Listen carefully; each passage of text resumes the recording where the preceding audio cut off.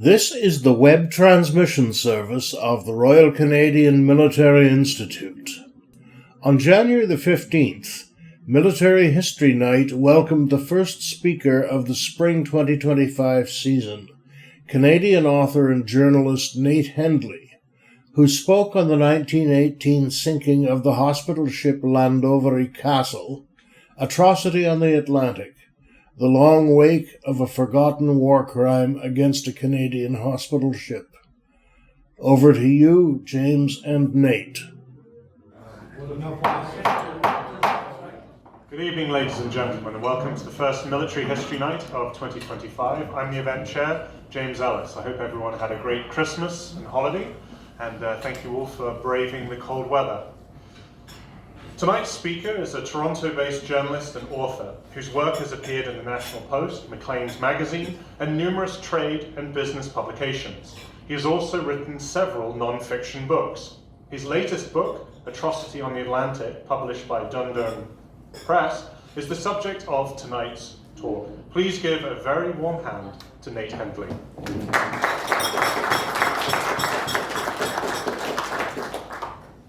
My name is Nate Hendley. As mentioned, I'm a Toronto-based author, and the book I'll be discussing tonight is Atrocity on the Atlantic. Atrocity on the Atlantic tells the true tragic story of a Canadian hospital ship that was torpedoed by a German U-boat, or submarine, in the First World War. The U-boat commander tried to murder the survivors. The attack was adjudicated at the Leipzig War Crimes Trials, which are the little-known criminal proceedings that followed the First World War. The German court at Leipzig made an epochal precedent-setting ruling about the Llandovery Castle that forever changed war crime prosecutions. And yet, for reasons I will discuss, the Llandovery Castle tragedy was largely forgotten. I hope my book refocuses attention on a terrible war crime and the brave men and women who were on board the Llandovery Castle the night it was torpedoed. I will be taking questions once the presentation is over. Please hold all your questions until the end. Now to begin. Canadian hospital ship Llandovery Castle was approaching the coast of Ireland on the evening of June 27, 1918, when a torpedo from German U-boat 86 exploded against its port side. The ship was traveling from Halifax to Britain to pick up ill and injured Canadian servicemen and bring them home for a long recuperation. Since it was on a return voyage to England, it wasn't carrying any patients. There were still over 250 people on board, however, a British crew and 94 members of the Canadian Army Medical Corps. Captain Edward Sylvester rang the engine room to stop the engines and halt the ship's forward momentum. There was no response. All those in the engine room were either killed or incapacitated. The 500-foot former passenger liner turned hospital ship kept plowing ahead, intensifying the flood of water pouring through the gaping hole in its side. The telegraph equipment in the Marconi room had also been damaged, so a distress message couldn't be sent. Captain Sylvester ordered the lifeboats to be launched. Now, a quick word. Under the Hague Conventions, and these are pre-war treaties that tried to regulate combat, the Llandovery Castle should have been off limits. Under the conventions, you could stop and search hospital ships, but not attack them. In return, such vessels had to be painted white with horizontal green stripes interspersed with red crosses. They had to keep their lights on at night, and they were not allowed to transport war supplies or armed soldiers. And the names of all hospital ships were passed on to the enemy, so they could be added to a list of vessels to avoid, in theory at least. The Llandovery Castle had been abiding by all of these strictures, but U-boat 86 commander Helmut Brümmer-Patzig didn't care.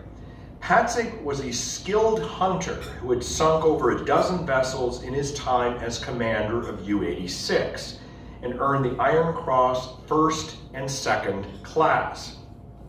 The U-boat crew later testified they knew the Llandovery Castle was a hospital ship by its lights, but they still felt it was a legitimate target. Germany at this point in the war was convinced that the Allies were abusing Hague privileges and using hospital ships to transport munitions. Several other hospital ships by the Allies had been sunk by this point. In 1917, the German Imperial Navy authorized its U-boats to sink hospital ships. This slide offers a close-up of the English translation of the announcements. Now, these attacks were only permitted in the Mediterranean Sea and a, quote, maritime zone extending from the English Channel to the North Sea. The Llandovery Castle wasn't anywhere near these kill sites, but no matter. The Llandovery Castle continued moving forward as it sank, making it difficult to launch lifeboats. Compounding matters, many of the lifeboats have been damaged by the torpedo blast. In a later journal entry, seen here on this slide, medical orderly William Pilot described his experiences on the sinking ship. Quite a mess up with the lifeboats being smashed or swamped. After being in two, finally climbed aboard ship again, although decks were underwater, then got away on a raft with 2 sailors, wrote Pilot. Private William Pilot was on his 3rd round trip when the Llandovery Castle was hit. He had been serving since 1914, initially in the artillery. He was badly wounded, then he was placed into the medical corps. In March 1918, he was assigned to the Llandovery Castle. Other members of the medical staff were also longtime veterans who had been on several cross-Atlantic journeys before. Their ranks included Acting Sergeant Arthur Knight, shown here after rescue.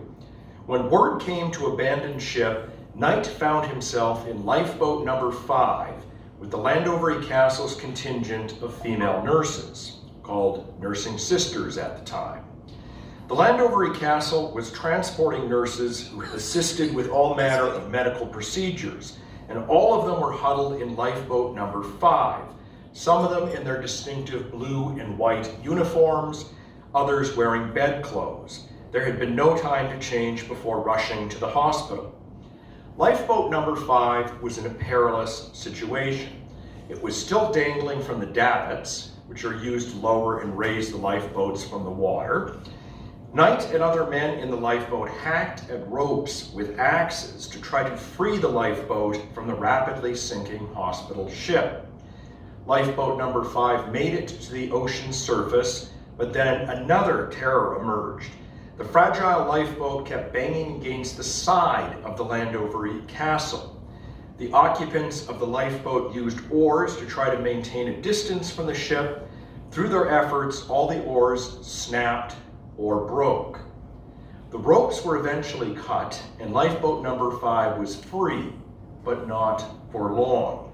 The lifeboat was caught in the suction of the sinking hospital ship. We were carried towards the stern of the ship when suddenly the poop deck seemed to break away and sink. The suction drew us quickly into the vacuum, Knight later recalled. Knight served as witness to the nurses' final moments. According to him, the nursing sisters accepted their fate with stoicism and bravery. I was in the lifeboat about 8 minutes, and that whole time I did not hear a murmur or complaint from one of the sisters. There was not a cry for help or any outward evidence of fear. In the entire time, I only overheard one remark, Knight said later. Margaret Fraser, shown in this slide here, who was the matron or leader of the nurses on the Llandovery Castle, looked at Knight and asked, "Sergeant, do you think there is any hope for us?" "No," said Knight. The lifeboat tipped and all 14 nurses fell into the water along with Knight. Now, although this is late June, this is the North Atlantic and the water would have been freezing cold. You could have died from exposure in minutes. Knight was dragged under the surface, rose up, smacked his head in debris, and then was dragged under again. A powerful explosion, probably caused by the superheated boilers of the ship coming in contact with the frigid water, blew him to the surface once again. He no longer could see the nurses. They had all presumably drowned. Knight swam. He was so out of it, he didn't even notice the surface submarine had cruised next to him. This photograph does not show the submarine that sank the Llandovery Castle, but is a U-boat from the First World War. It gives you an impression of the size of these submarines and the fact they frequently traveled on the surface. It was pitch dark, and I heard an order in good but slightly accented English to come alongside of what proved to be a submarine. I scrambled on board the submarine, and 7 or 8 Germans gathered around me. The sailors tossed Knight back into the water and cruised on. The U-boat approached a lifeboat. The English-speaking crewmen ordered survivors onto the subdeck, one at a time, to be interrogated. Major Thomas Lyon of the Medical Corps tried to leap from the lifeboat to the submarine, but was grabbed mid-throw by a German sailor. Lyon landed awkwardly on the steel U-boat deck, breaking his foot in the process. His captors gave him no time to recover as they barraged him with questions. "You are an American flight officer," said an English-speaking submariner. "No, we never carried anything but patients," replied the startled major. Lyon was eventually released, and other survivors were interrogated, all of whom said the same thing. The Llandovery Castle wasn't transporting any pilots or munitions. After more futile questioning, Patzig conceded the Llandovery Castle hadn't been doing anything wrong. He couldn't justify the sinking, which placed him in violation of the Hague Conventions. Patzig ended the interrogations and ordered most of his men below deck. With the help of 2 lieutenants, Ludwig Githmar and John Bolt, Patzig directed a gunner to shell the Llandovery Castle lifeboats with a 10.5 centimeter deck cannon. Patzig wanted to kill all witnesses to his war crime. This slide shows a close-up of an American propaganda poster giving a slightly exaggerated image of the shelling of the lifeboats. The sub is much closer than in reality, and there's women on board the lifeboats, whereas in reality, the nurses at this point were all presumably dead. The men in the lifeboat observed the shelling as they fled with small oars and a sail. This lifeboat contained 6 Medical Corps personnel and 18 British crew members. They were the only lifeboat to escape the massacre. Their ranks included Major Lyon, Captain Sylvester, and Arthur Knight and William Pilot, both of whom had been plucked out of the water. I can recall at least 12 shots, presumably in the area where the lifeboats and survivors were supposed to be. One shell came very close to our own boat, Lyon later recalled. Captain Sylvester guided the tiny lifeboat towards the coast of Ireland. While the lifeboat had provisions for 50 men, those on board ate and drank sparingly because they had no idea how long they'd be on the open ocean for. Flashlights provided a bit of illumination during dark evenings. The survivors still had to endure cold weather. Men who had spent time in the freezing ocean shivered in wet clothing. After 2 days at sea, the lifeboat was rescued by a passing British destroyer. The men were taken on board, fed, warmed, clothed, then taken to Plymouth, England. Several of them ended up in hospital, treated for exposure. U-boat 86 continued on its voyage home. It sank a troop transport from the United States and had a close encounter with a sea mine that left the sub quite damaged. Some of the more superstitious members on board took this as a sign of God's wrath for sinking a hospital ship. At some point in the return voyage, Captain Patzig, seen here, gathered his men in the control room and ordered them to silence. "Whatever has happened, I take on my conscience before God, and I want you to say nothing about it," he told his men. Back at base, Patzig wrote down details of the patrol in his war diary. As you can see in the third column from the left, he listed the names of the ships he sank, followed by their estimated tonnage. You'll notice one name is missing from this page. There is no mention of the Llandovery Castle in Captain Patzig's war diary. Patzig even drew a fake sea chart depicting the U-boat's travels, making it look like the sub hadn't gone anywhere near the location of the Llandovery Castle ambush. Patzig's attempt to cover his tracks failed dismally. News of the Llandovery Castle sinking, based on survivor testimony, caused global outrage. Even in the midst of a brutal war, some events still had the power to shock. The notion of a sub pumping shells into lifeboats and of 14 female nurses drowning was appalling. Hospital ship willfully sunk, read the front page of the San Francisco Examiner.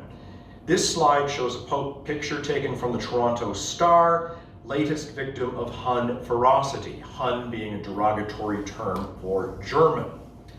Germany's awful debt to the world continues to grow. Another hospital ship has been torpedoed. It is to be noted that in this, as in all other instances, the German submarine had a perfect right to stop and search the hospital ship under the Hague Conventions. She preferred, however, to torpedo the Llandovery Castle, read a statement from the British Admiralty. This slide shows a collection of front-page headlines around the world. This was a major sensation at the time. As you can see, there are stories from Toronto, San Francisco, Great Britain, etc. The attack on the Llandovery Castle marked the death of 234 medical personnel and crew and the end of a line of a ship that had been built to transport tourists, not war-wounded soldiers.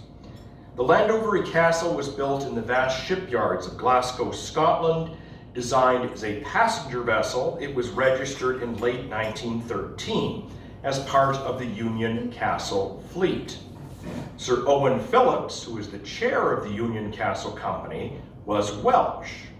So all ships named by this new company were named after castles in Wales in his honor, which is how the Llandovery Castle acquired its distinctive moniker. At 500 feet long, with a single funnel, the Llandovery Castle wasn't in the same league as superstar liners, such as the Britannic, Olympic, and ill-fated Titanic. All of these were owned by the White Star Line. Photos of the Llandovery Castle after it launched, however, reveal a luxurious ship in its own right, with a large, airy first-class promenade deck, well-furnished first-class smoking room, and decent amenities for second and third-class passengers. Now remember the era. At the time, air travel is practically non-existent. If you wanted to travel thousands of miles on land, you had to take a train. If you wanted to travel thousands of miles across water, you took a ship. In this manner, the Llandovery Castle began doing round trips from Britain to South Africa via the Suez Canal. As you can see in this ad, the Llandovery Castle is mentioned, second paragraph to the bottom, doing a trip to East Africa. This was a pretty typical ad for the Llandovery Castle before the First World War. The Llandovery Castle might have stayed a passenger liner, but for the outbreak of hostilities in Europe in August 1914. Fighting on the Western Front soon devolved into a brutal slog. Rapid-fire rifles, machine guns, long-range artillery, barbed wire, and mud resulted in enormous casualties on all sides. The British Army infamously incurred nearly 20,000 fatalities on the very first day of the Battle of the Somme. To put that in perspective, that is more war dead in a single day than the American Army incurred in the worst year of the Vietnam War. British authorities needed more ships to transport reinforcements and bring wounded men home. The existing fleet wasn't large enough. So the British government began exercising its prerogative to seize civilian ships and use them for military purposes. In this manner, the Llandovery Castle and other ships from the Union Castle line were pressed into service. At first, the Llandovery Castle was used as a troop transport. Then it was turned into a hospital ship. Work crews renovated the interior, taking out cabin walls, installing cots, beds, and medical facilities.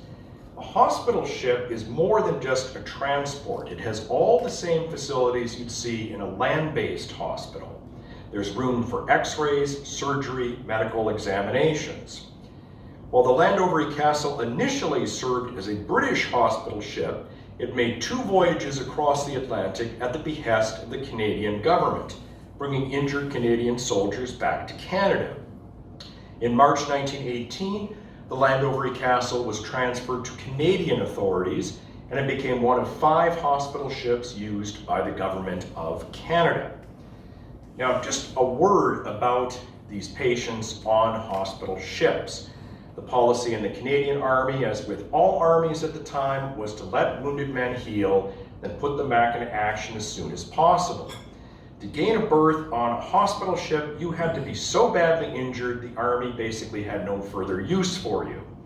Sadly, there was no shortage of badly wounded patients. By 1918, the Canadian Expeditionary Force had developed a reputation for bravery and daring. But this came at a very steep cost. The Canadian victory at Vimy Ridge in 1917 resulted in 3,600 dead.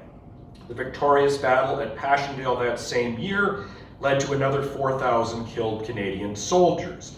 And these are just fatalities. The battles, of course, left behind countless wounded. On its last voyage to Canada in June 1918, the Llandovery Castle transported 644 patients, as you can see from this memo. Over half of these patients had lost a limb. 27 were listed as, quote, stretcher cases, meaning they were so badly wounded they couldn't move on their own. 14 patients had tuberculosis and 37 were psychiatric casualties. The ship docked at Halifax June 17, 1918, but before anyone can disembark, an official named Dr. Harold Kerr comes on board to inspect the ship, check the patients, check the paperwork. He wants to make sure the ship is living up to Hague Convention rules. Some patients required assistance coming down the gangplank. Once they came ashore, these patients became the responsibility of a civilian agency called the Military Hospital Commission. While the ship was in dock, people posted letters they had written during the voyage. One such letter was written by nursing sister Gladys Irene Sayre. In the letter, Nurse Sayre mused about family, the war, and linen. Instead of registering your table linen, I bought it. A good idea, eh? Mother will tell you I only had a few hours' notice to leave on transport duty, and here I am, not far from Halifax, wrote Sayre, shown in this photograph here. I suppose Mother will be worried, but I do wish she wouldn't. I did not solicit the job or try for it in any way. In fact, do not want it. But they sent me, so here I am. Since things have been so rotten in France, I am glad, because I hate to appear a quitter by seeming high and safe in England. And Atlantic travel is active service of the most active kind, wrote Sayre. Nurse Sayre was born in England in 1889. Her family moved to Canada when she was an infant. She grew up in Montreal. Sayre studied nursing at Montreal General Hospital. She signed up for military medical duties in early 1916. In an era where women were expected to be cloistered and clueless, Army nurses were exposed to violence, hardship, and gore. They helped with bloody surgery, administered medicines, applied and changed dressings, calmed the wounded, and consoled the dying. They also had to tidy wards, make beds, stock medical supplies, clean blood and mud off wounded men, and provide them with cigarettes, hot drinks, and coffee. Nursing sisters had to remain unmarried and adhere to a strict code of behavior. Because they were around so many patients in tight quarters, they were exposed to all the various diseases of the day. Nurse Sayre, for example, came down with diphtheria while working at Moore Barracks Hospital in England. She recovered, then served in a series of other postings before being assigned to the Llandovery Castle. In return for their devotion and duty, nursing sisters enjoyed some unique privileges. They had the equivalent military status of Army lieutenant and the right to vote. The Wartime Elections Act of 1917 gave the franchise to all women serving in the Canadian Armed Forces, plus female relatives of soldiers. This right wouldn't be granted to all Canadian women until 1918. The medical staff on Llandovery Castle also included Rena McLean, who was somewhat of a celebrity. Her family was wealthy. Her businessman father was a member of the Canadian Senate. McLean hailed from Prince Edward Island, graduated from Halifax Ladies College, and studied nursing in Rhode Island. She went by the nickname Bird. Overseeing the nurses and doctors and orderlies on the Llandovery Castle was Lieutenant Colonel Thomas MacDonnell. Underneath MacDonnell were personnel such as Major Thomas Lyon. Born in Scotland, Lyon obtained his medical education there before moving to Canada. He joined the CAMC when war broke out and worked initially as commanding officer of the Canadian Convalescent Hospital in Kent. He was then transferred to Salonika, Greece, which was a very tough posting. Salonika featured brackish water, intense heat, swarms of insects, and rampant disease. Like many colleagues, Lyon became ill, first with dysentery, then pneumonia. This card from his medical file gives some information about his various medical ailments. He was so sick that in May 1917, Lyon was shipped to the island of Malta on a hospital ship called the Dover Castle.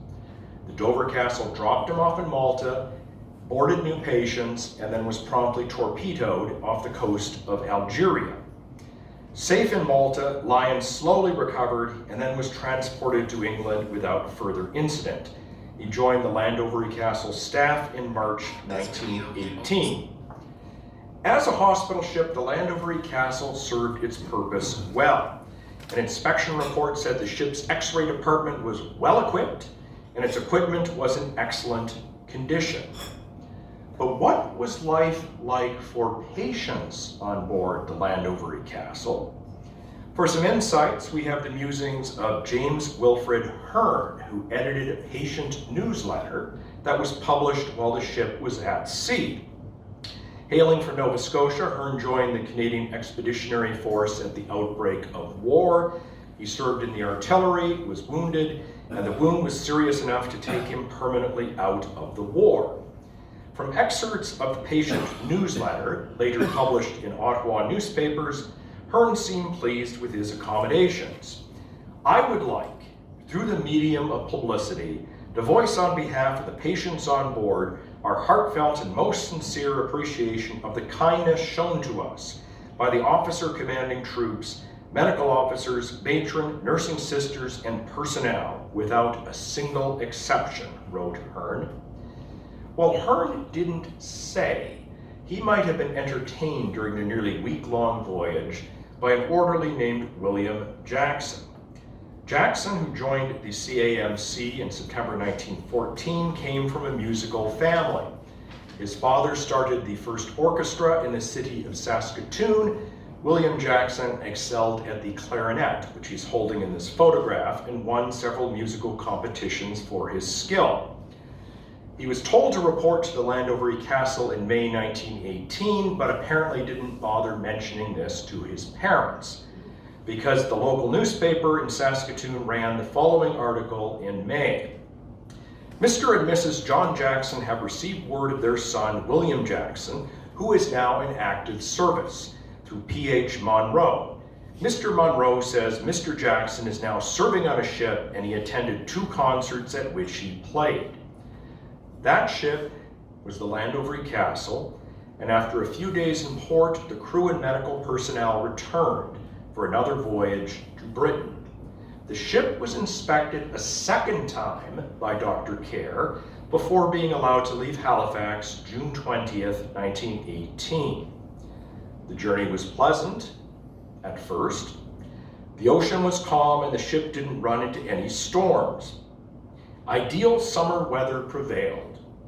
All went well and uneventfully until Thursday evening, June 27th, read a subsequent government report.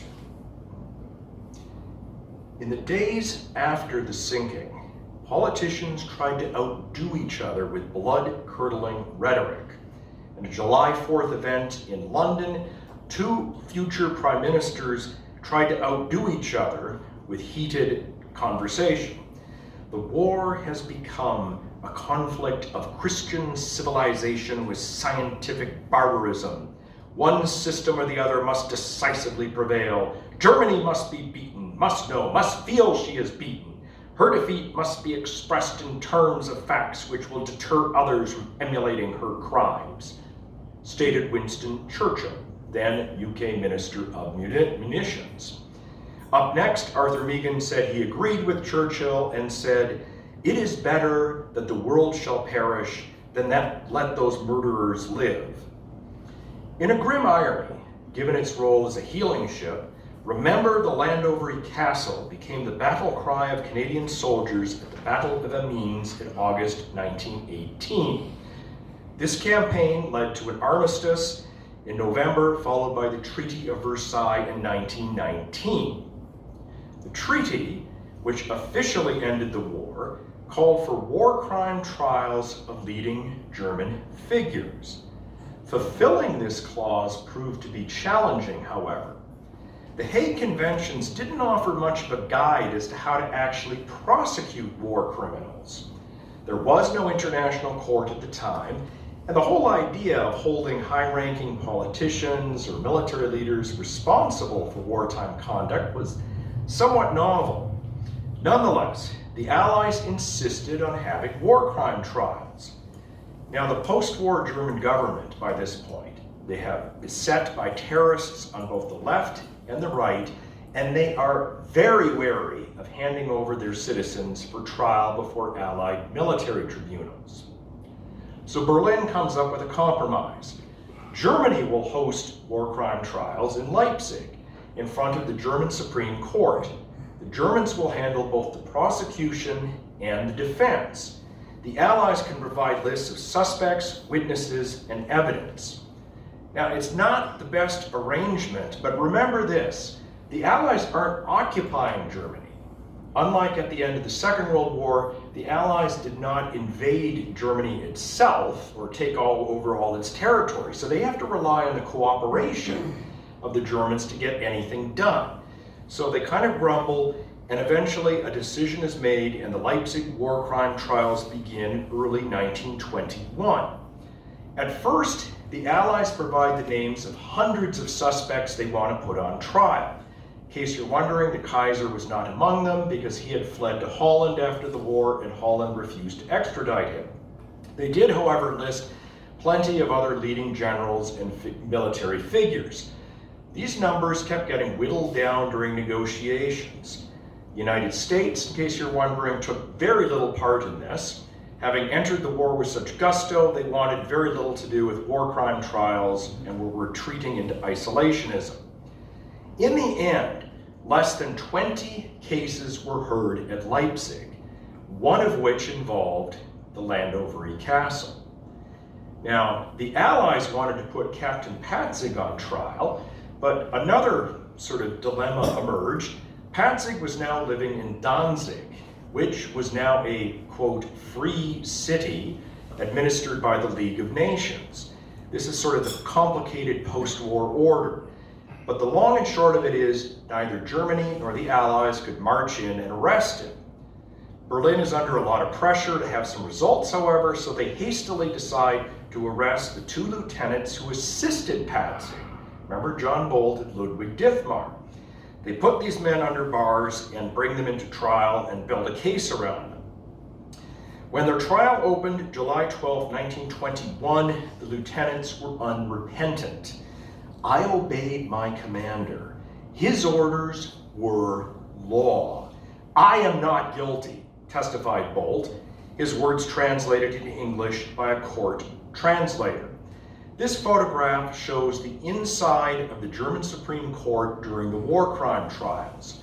The German justices sat around a horseshoe-shaped table, and witnesses would stand in front of them and give their testimony, which would be translated into English or German depending on who is speaking.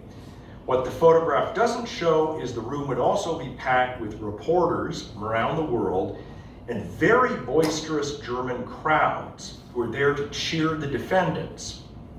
Crew members of U-Boat 86 testified that they knew the Llandovery Castle was a hospital ship, but trotted out the convenient lie that such ships carried armed soldiers and munitions.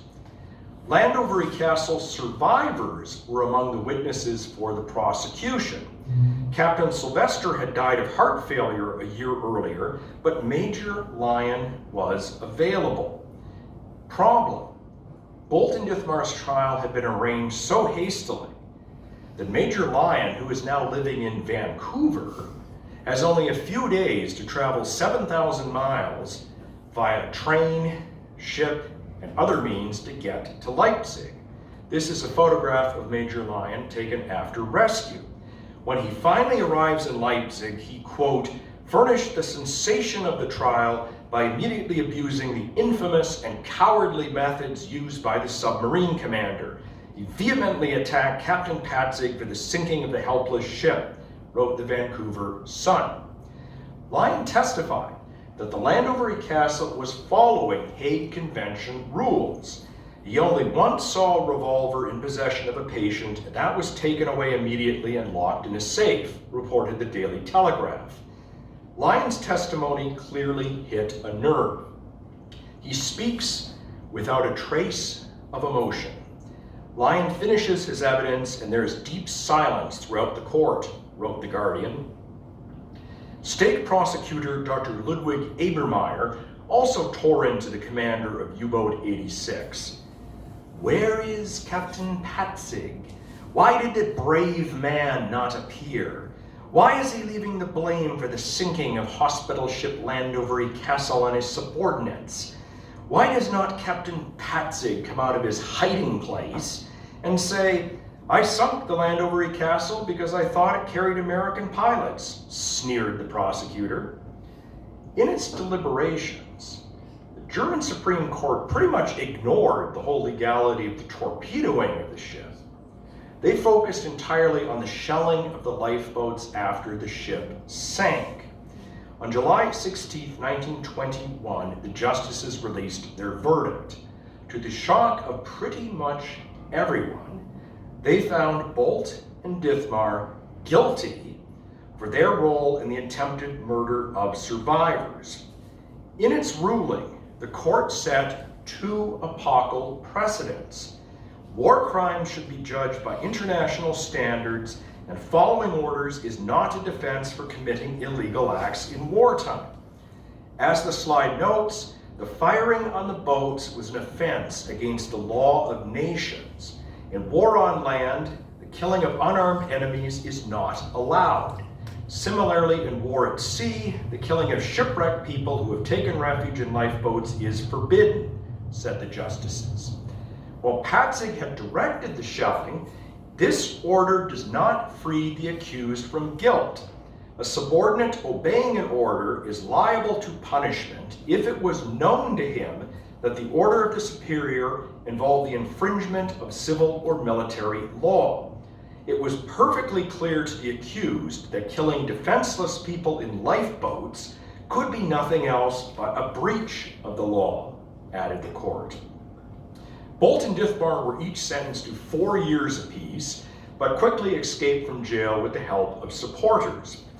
Due in part to this dismal outcome, the Leipzig trials were largely regarded as a failure by the Allies. Now remember the times too. By the 1920s, the Canadian public is ready to move on. Nearly 66,000 soldiers from Canada and Newfoundland had been killed. Almost all of them young men or even mere boys. Countless others had been horribly injured. Remembrance became somewhat ritualistic, with a focus on a handful of clear-cut victories, such as Vimy Ridge and Passchendaele. By contrast, there seemed to be little glory or gain for the Llandovery Castle sinking.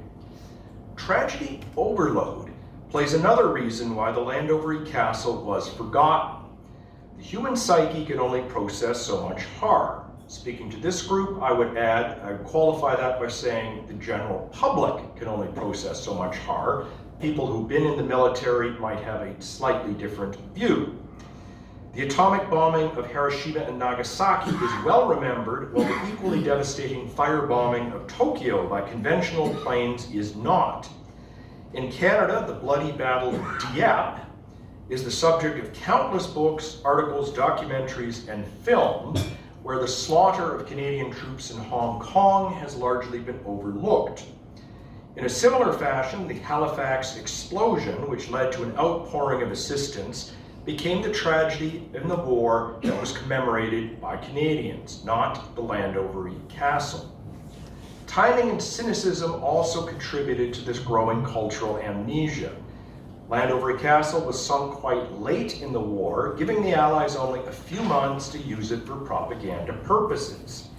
By contrast, British passenger liner the Lusitania, carrying a contingent of American passengers, was sunk by a U-boat in May 1915. This gave the Allies years to portray the attack as the epitome of German barbarity. After the war ended, the public came to realize the Allies too had engaged in acts of dubious morality. The British Royal Navy had blockaded German ports, causing mass starvation. The Lusitania, despite furious denials at the time, was carrying war supplies. The controversial 1930 novel Generals Die in Bed implied the Llandovery Castle wasn't playing by the rules either. In this book, an officer graphically recounts the Llandovery Castle sinking to goad his soldiers into greater bloodlust. At the book's end, however, the narrator discovers the Llandovery Castle had in fact been transporting war supplies, a blatant treaty violation. Now, there's no evidence that was true. An attempt to smuggle souvenir swords on the ship caused a huge administrative uproar. I've seen the chain of memos going up and down. The ship was inspected twice before leaving Halifax, and subsequent reports didn't detect anything amiss. If memories of the Llandovery Castle began to fade among the public, prosecutors began taking very careful note of the Leipzig verdict. They recognized the precedent set by the German Supreme Court could be used against Nazi-era defendants. The Leipzig verdict was cited at the Kharkov trial. This is the very first war crimes trial of World War II with Nazi defendants. It's held in what is now Kharkiv, Ukraine, in late 1943. The case pitted 3 German defendants and a collaborator against a Soviet military tribunal. Charged with massacring civilians and prisoners, the accused fell back on 2 defenses. A, they were just following orders, as you can see in the last line of this article, and B, international standards didn't apply in Hitler's Germany. In rebuttal, State Prosecutor Colonel N.K. Dunayev referenced the atrocious sinking of British hospital ship Llandovery Castle. Bolt and Dithmar had also been following orders, but the Leipzig court made clear that did not absolve them of responsibility, as there could be no doubt the accused realized the dishonorable and criminal nature of their commander's intentions. The actions of the defendants were major crimes and flagrant violations of international law, he added. While Dunayev misidentified the Llandovery Castle as a British ship, his point stood. All 4 defendants were convicted and hanged. At the end of World War II, an international military tribunal was established to prosecute the top Nazi leadership. Article 8 of the Tribunal Constitution specifically disavowed the superior orders defense, except as mitigation in sentencing. In the fall of 1945, a British military tribunal in Hamburg pondered a case with strange echoes of the Llandovery Castle. The defendants were the crew and commander of U-boat 852, charged with trying to murder survivors of the Palouse, a transport ship that had been torpedoed by the sub. The crew insisted they were acting under orders. The tribunal rejected that defense. The duty to obey is limited to the observance of orders which are lawful. There can be no duty to obey that which is not a lawful order, stated the judge, after citing the Llandovery Castle precedent. As you can see, the Llandovery Castle precedent is actually mentioned in the second to bottom sentence in this graph, which is from the case file. The German crew were all convicted. SS death squad members charged with mass murder also cited obedience to orders as a defense at the 1947 Einsatzgruppen trial in Nuremberg. This trial was hosted by an American military tribunal. During the trial, SS Colonel Walter Blum dismissed notions of criminal culpability in international law. He defended his murderous actions on the grounds that he was following a direct command from the Führer, that is, Hitler. I have already stated that for me, the directive was the Führer order. That was my war law.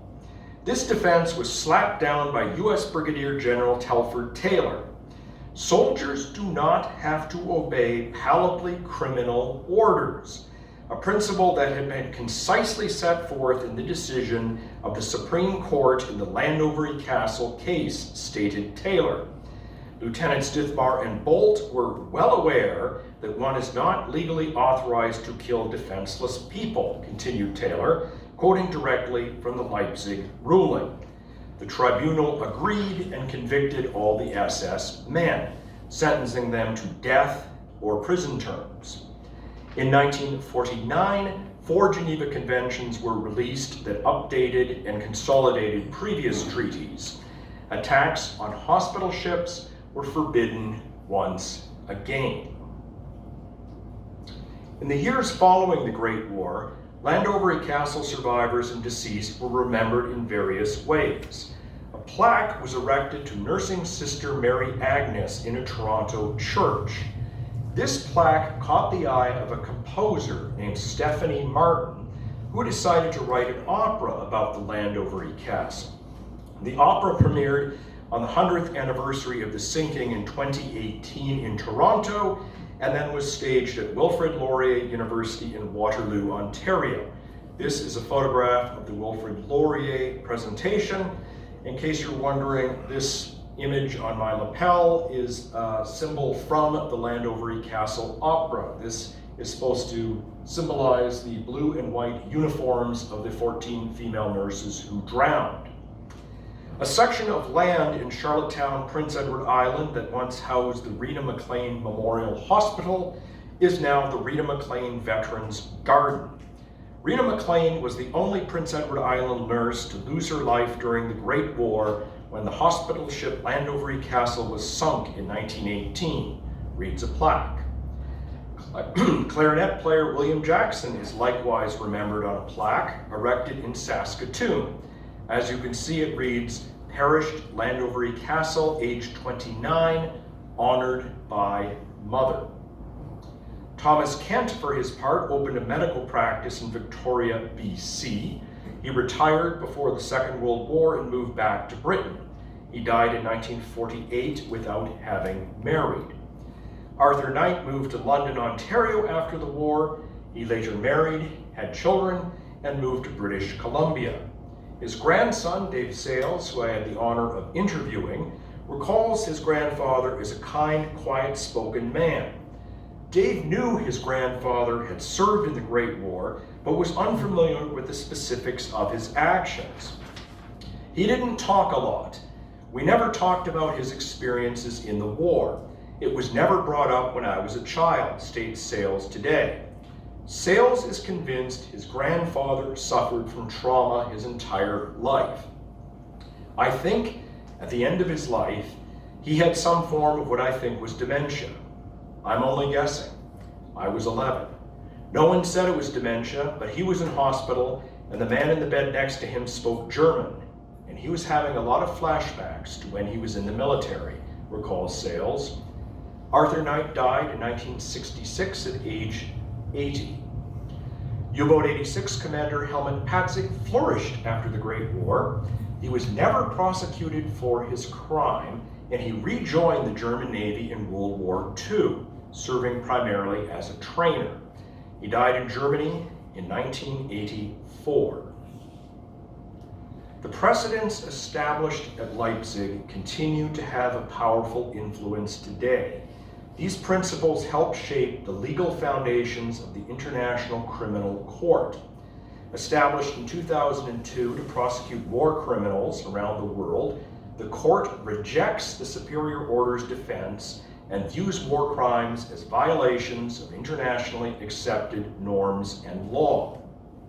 It might have been some solace to the brave men and women on the Llandovery Castle that their fate would lead to the universal legal axiom that people who commit war crimes should be held responsible for their actions.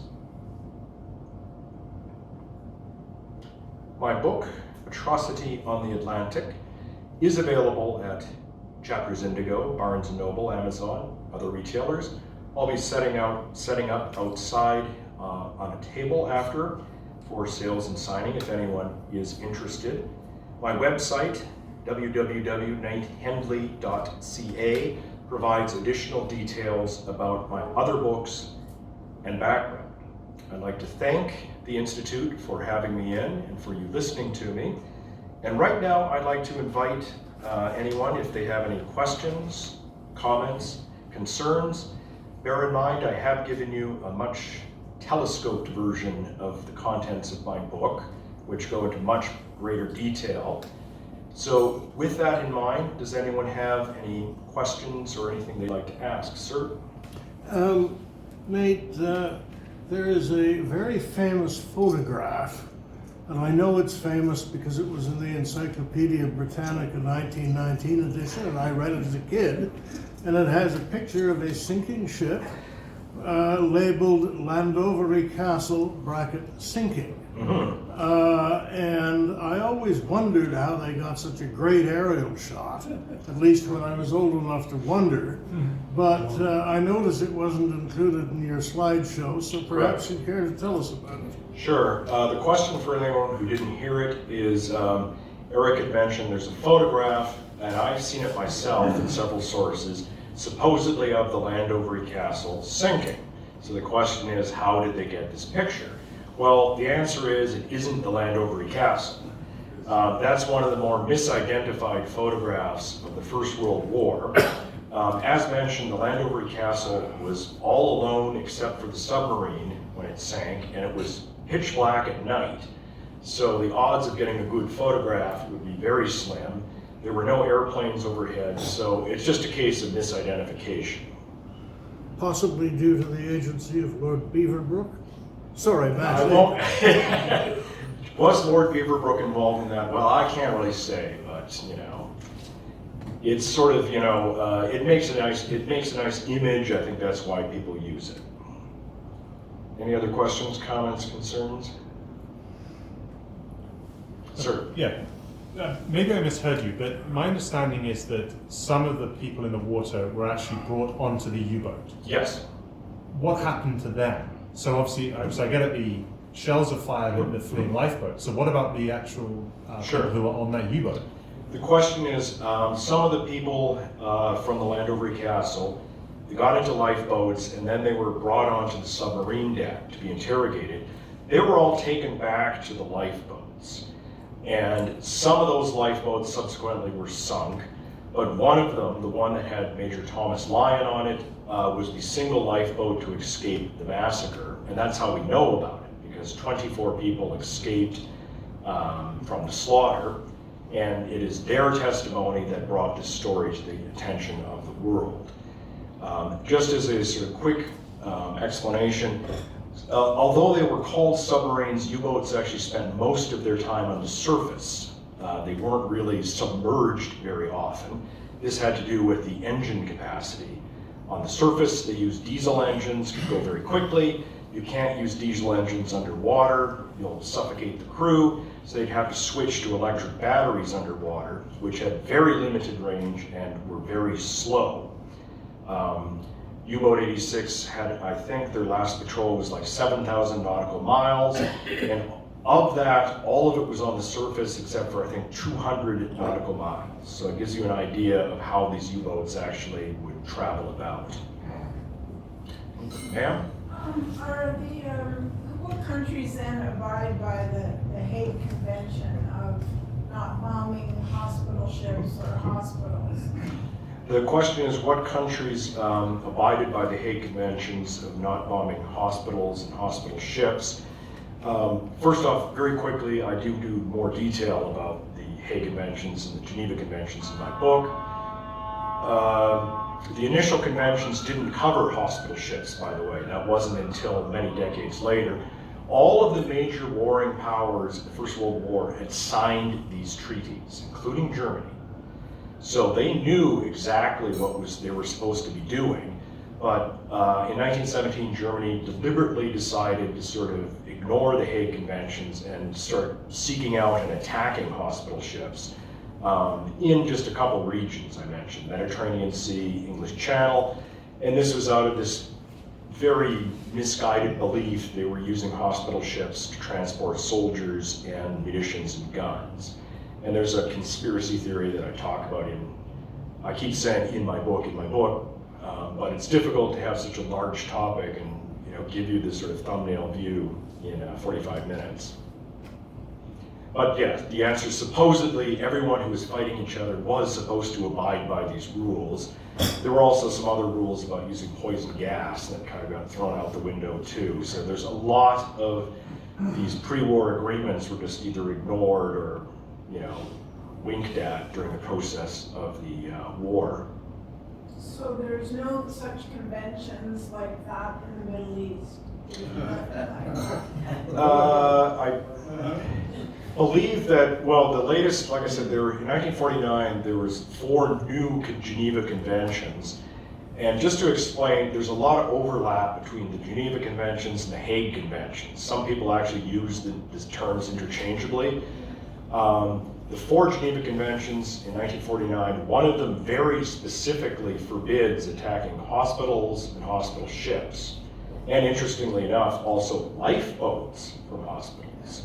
So those rules are in place, but to be perfectly honest, I'm not 100% sure on everyone who has agreed to those conventions as per any modern day conflicts.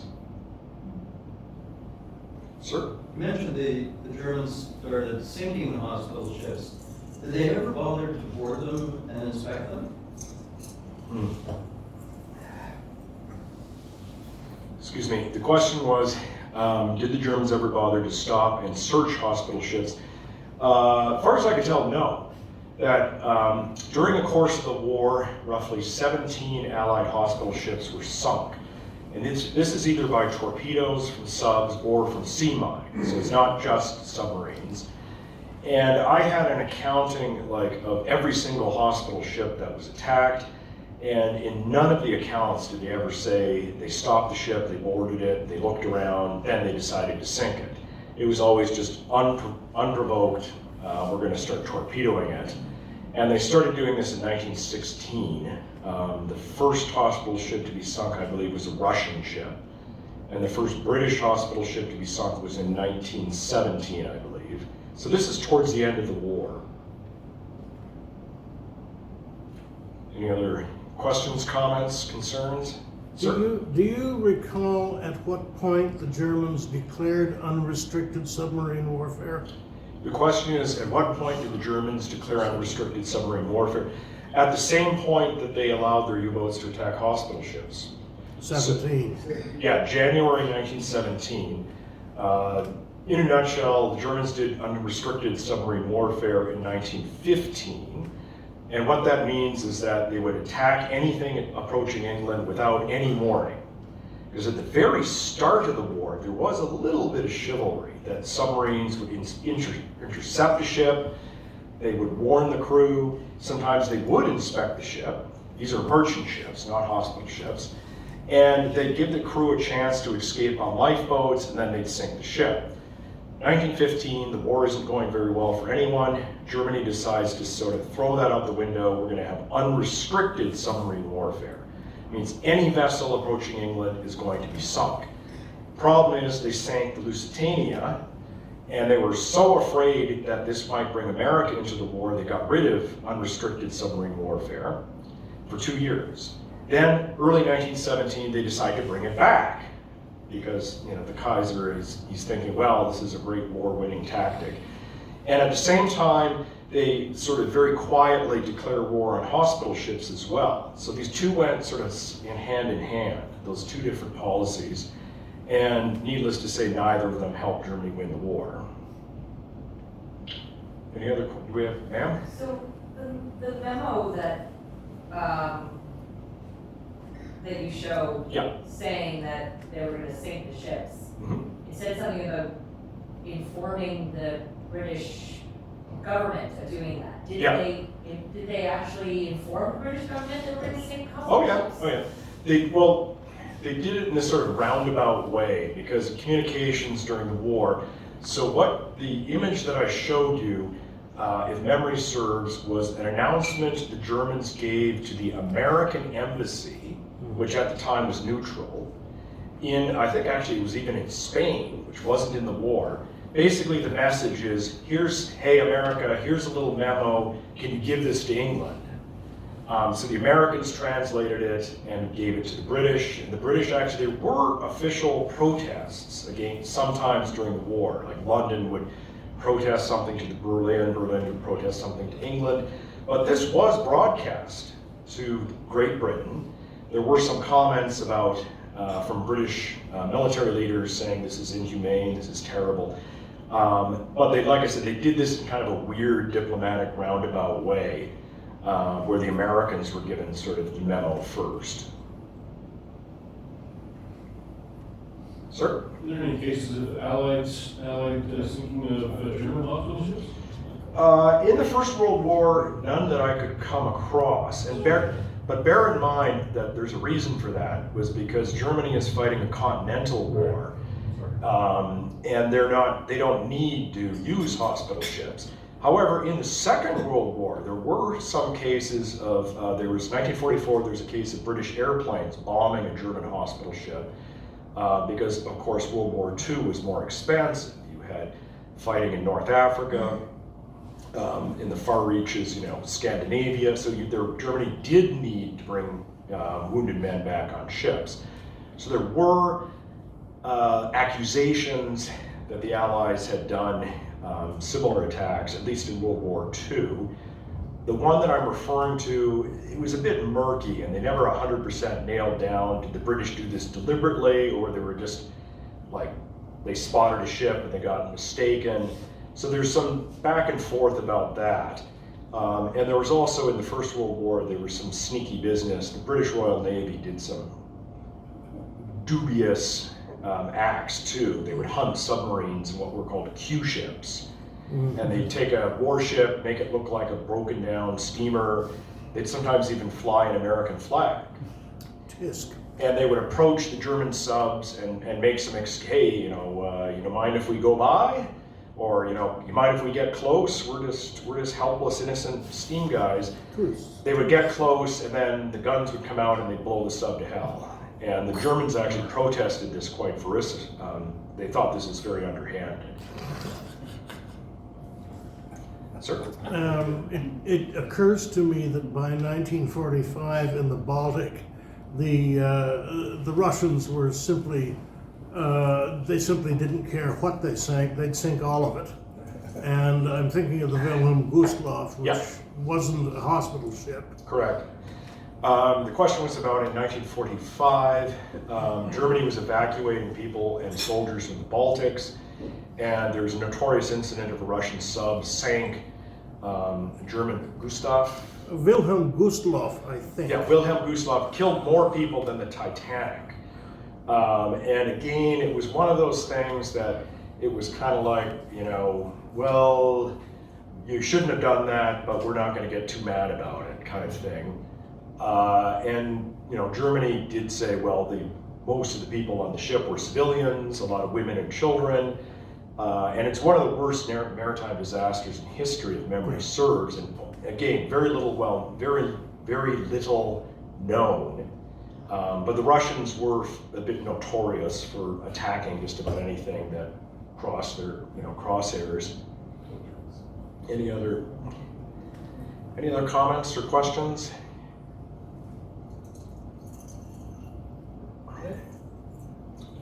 It has been a pleasure speaking to you, and it's a pleasure speaking to a crowd that is familiar with military history, I will say. I do this presentation sometimes, and I have to sort of explain every aspect of the war.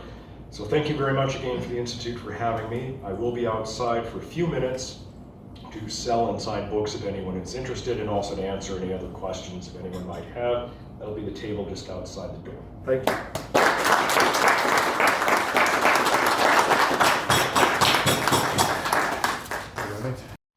This has been another in our series of webcasts produced by the Royal Canadian Military Institute in Toronto as a public educational service.